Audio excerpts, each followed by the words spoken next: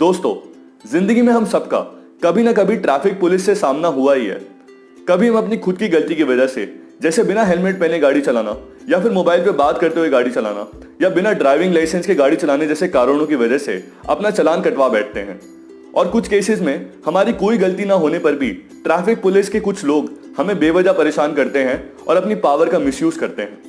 इसलिए यहाँ पर बेहद जरूरी हो जाता है हर भारतीय नागरिक के लिए अपने कानूनी अधिकार और जिम्मेदारियों के बारे में जानना। मेरा नाम है सूरज शर्मा और आप देख रहे हैं फर्स्ट एड लॉ। चलिए आसानी से समझते हैं ट्रैफिक नियम से जुड़ी 10 बातें।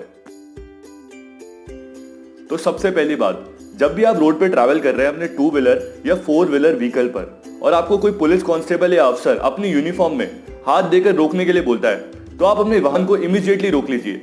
क्योंकि आप वहां से भागने की कोशिश करते हैं या उसकी बात नहीं मानते हैं तो ये एक मोटर व्हीकल एक्ट के तहत एक अपराध है और इसके लिए आपको 500 रुपए का जुर्माना या 1 महीने की सजा या दोनों हो सकता है। तो यहां पर उस ट्रैफिक पुलिस ऑफिसर या कांस्टेबल का अपनी यूनिफॉर्म में होना अनिवार्य है। अगर वो अपनी यूनिफॉर्म में नहीं है तो आप उससे प्यार से रिक्वेस्ट कर सकते हैं अपनी आईडी दिखाने के लिए। अब जब आप ट्रैफिक कांस्टेबल या ऑफिसर के इशारे पर रुक जाते हैं तो वो आपसे डिमांड करेगा कुछ डॉक्यूमेंट दिखाने के लिए, जैसे कि आपकी आरसी, आपका ड्राइविंग लाइसेंस या फिर आपका इंश्योरेंस या पॉल्यूशन सर्टिफिकेट। तो यहाँ पर आपको अपने डॉक्यूमेंट्स उसको दिखा देने हैं। और अभी तो सरकार के एक निर्देश के बाद एक एडवाइजरी जारी की गई है जिसमें बोला गया है कि आप अपने डिजिटल डॉक्यूमेंट जो कि आप ई परिवहन ऐप या फिर डिजी लॉकर में कैरी करते हैं तो ट्रैफिक कांस्टेबल या अफसर को वो भी एक्सेप्ट करने पड़ेंगे। बट ये जब इंप्लीमेंट होगा, लेकिन यहाँ पर आप ध्यान रखिए कि वैसे तो पॉल्यूशन सर्टिफिकेट और इंश्योरेंस डिमांड करना ट्रैफिक पुलिस कांस्टेबल या अफसर के हाथ में नहीं है। ये काम है आरटीओ का और मोटर व्हीकल डिपार्टमेंट के अफसरों का। बट यहाँ पर आपको बहस नहीं करनी है। यहाँ पर आप एक चीज करिए, उस कांस्टेबल या अफसर का जो बैच पे जो नाम लिखा है वो नोट कर लीजिए और फिर उसका क्या करना है मैं आपको आगे बताऊंगा। अब यहाँ पर यह समझना जरूरी है कि ट्रैफिक पुलिस के अफसरों के पास बहुत सारी पावर्स हैं। वो सिर्फ आपके डॉक्यूमेंट्स ही नहीं, ये भी चेक कर सकते हैं कि आपने हेलमेट लगाया है या नहीं, कि आपने सीट बेल्ट पहनी थी या नहीं, यहाँ तक कि आपकी नंबर प्लेट सही से लगी है या नहीं, और ये भी कि आपके कार में हॉर्न है या नहीं, और इसके बेसिस पे आपका चालान काटा जा सकता है। अब यहाँ पर ट्रैफिक पुलिस के अफसर के पास एक चालान बुक या फिर ई चालान मशीन होना जरूरी है। उसके बिना वो आपसे फाइन नहीं ले सकता। अब यहाँ पर 3 तरीके के चालान होते हैं। पहला चालान है ऑन स्पॉट चालान, जिसमें आपके किसी भी ट्रैफिक रूल का वायलेशन करने पर ट्रैफिक पुलिस ऑफिसर आप पे फाइन इंपोज करता है और उसके अगेंस्ट आपको एक चालान काट के दे देता है। आप इसको ऐसे समझिए कि बिना हेलमेट पहने गाड़ी चलाने की पेनल्टी 100 रुपए है, तो आप ट्रैफिक पुलिस ऑफिसर को 100 रुपए देते हैं, उसके रिटर्न में आपको ऑन द स्पॉट ही चालान मिल जाता है और वहीं पर ही सेटलमेंट हो जाता है और मामला आगे नहीं बढ़ता है। दूसरे तरीके का चालान है कोर्ट चालान।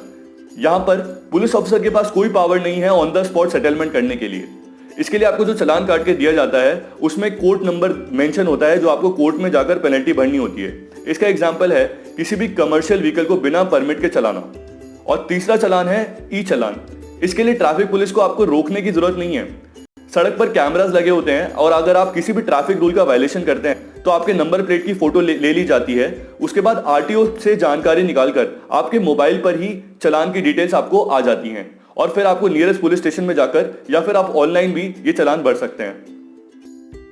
अब अगर आपके पास चालान भरने के पैसे नहीं हैं या फिर आपके पास सारे डॉक्यूमेंट्स मौजूद नहीं हैं तो ट्रैफिक पुलिस अफसर के पास ये पावर है कि वो आपका ड्राइविंग लाइसेंस या फिर आपकी आरसी सीज कर सकता है और इसके रिटर्न में आपको एक एक्नॉलेजमेंट स्लिप दे दी जाएगी। फिर दोस्तों आपको 15 दिन के अंदर पुलिस स्टेशन सारे डॉक्यूमेंट ले जाकर अपना चालान भरना होता है और अगर आप ऐसा नहीं करते हैं तो आपका केस कोर्ट में चला जाएगा। दोस्तों, पुलिस अफसर के पास मोटर व्हीकल एक्ट के तहत आपका व्हीकल सीज करने तक का पावर है अगर आपके पास आरसी या ड्राइविंग लाइसेंस नहीं है। फिर आपको ट्रांसपोर्ट अथॉरिटी के पास जाना पड़ेगा अपना व्हीकल छुड़वाने के लिए अगर वो सीज हो जाता है तो। और कुछ केसेस में पुलिस अफसर बिना वारंट के भी आपको अरेस्ट कर सकते हैं। अगर आप तय मात्रा से ज्यादा शराब पीकर गाड़ी चला रहे हैं या फिर अपना व्हीकल बहुत ही डेंजरसली चला रहे हैं तो आपको बिना वारंट के अरेस्ट किया जा सकता है। अब कई इंसिडेंट्स में यह देखा गया है कि ट्रैफिक पुलिस के कुछ लोग पब्लिक को बेवजह परेशान करते हैं, उनसे बदतमीजी से बात करते हैं, उनकी गाड़ी की चाबी जबरदस्ती निकाल लेंगे या फिर उनसे रिश्वत ब्राइब की डिमांड करते हैं। तो दोस्तों आपको उस समय किसी भी तरीके की बहस या आर्गुमेंट में नहीं पड़ना है।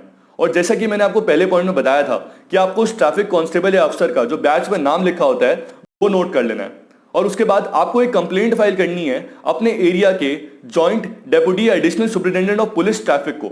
आप ये कंप्लेंट पोस्ट के जरिए भी फाइल कर सकते हैं या फिर आप उसको ईमेल भी कर सकते हैं। तो इसकी डिटेल्स आपको कहां मिलेंगी? इसकी डिटेल्स आपको अपनी राज्य की ट्रैफिक पुलिस की वेबसाइट की पे मिल जाएंगी। तो ये थी ट्रैफिक नियम से जुड़ी 10 बातें जो हर भारतीय नागरिक के लिए जानना बेहद बेहद जरूरी है। तो इस वीडियो को अपने परिवार के साथ देखिए और अपने बच्चों को भी दिखाइए। और दोस्तों, अगर आपको ये वीडियो पसंद आई हो तो इसको लाइक, शेयर और सब्सक्राइब करना ना भूलें। और जब आप सब्सक्राइब करते हैं तो एक बेल आइकन होता है, आप उसको भी प्रेस कर दीजिए, क्योंकि उससे आपको मेरी अगली वीडियोस की नोटिफिकेशन आसानी से मिल जाएगी। धन्यवाद।